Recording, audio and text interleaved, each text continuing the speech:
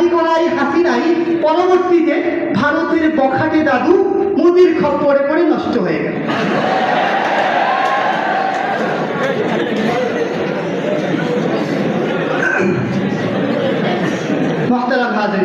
শেখ সাদি রহমানুল্লাহ বলেন, একটি বাগানকে ধ্বংসের জন্য একটি বানরই যথেষ্ট। বাংলাদেশ ধ্বংসের জন্য শেখ হাসিনা ছিল সেই বানর। আসুন সংক্ষেপে স্বাধীনতা ধ্বংসে হাসিনার রূপরেখা সম্পর্কে জেনে আসা যাক। হাসিনার আমলে মানুষের জানের নিরাপত্তা একদম ছিল না। এ সময় 60,037 জন মানুষকে হত্যা করা হয়।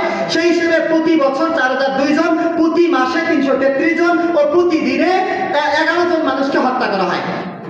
এক পিলখানায় 73 জনকে হত্যা করা হয়।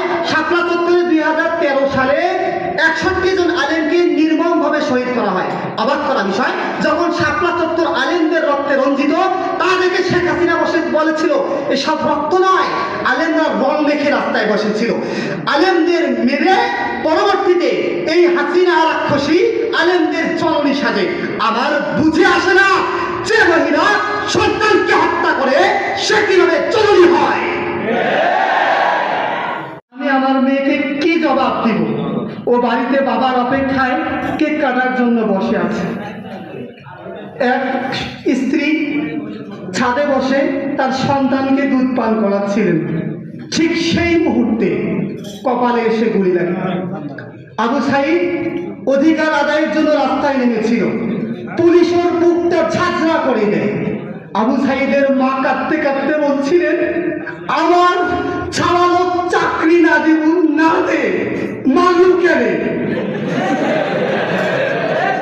মোহতারাম হাজির, একটি বেলুনে বাতাস ফুটতে ফুটতে যখন তা ধারণ ক্ষমতার বাহিরে চলে যায়, তখনই তা ফেটে পড়ে।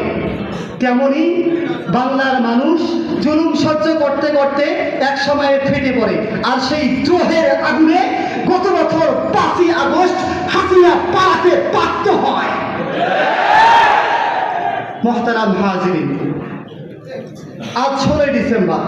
ক্যালেন্ডারে আজকের দিনটি বিজয় দিবস হিসেবে চিহ্নিত হলেও মূলত আজকের দিনই আমরা পাকিস্তান থেকে মুক্তি লাভ করে ভারতের হাতে বন্দী হই। সত্য কথা, আপনি ঠিক বলেন আর নাই বলেন। দৈনিক ইনকিলাবের সাক্ষাৎকারে শান্তিময় রায় বলেন, মুক্তিযুদ্ধ তো দূরের কথা, আওয়ামী লীগ ও শেখ মুজিব এই স্বাধীনতা সংগ্রামই চায়নি। শেখ মুজিবের স্বপ্ন ছিল পাকিস্তানের প্রধানমন্ত্রী হওয়া।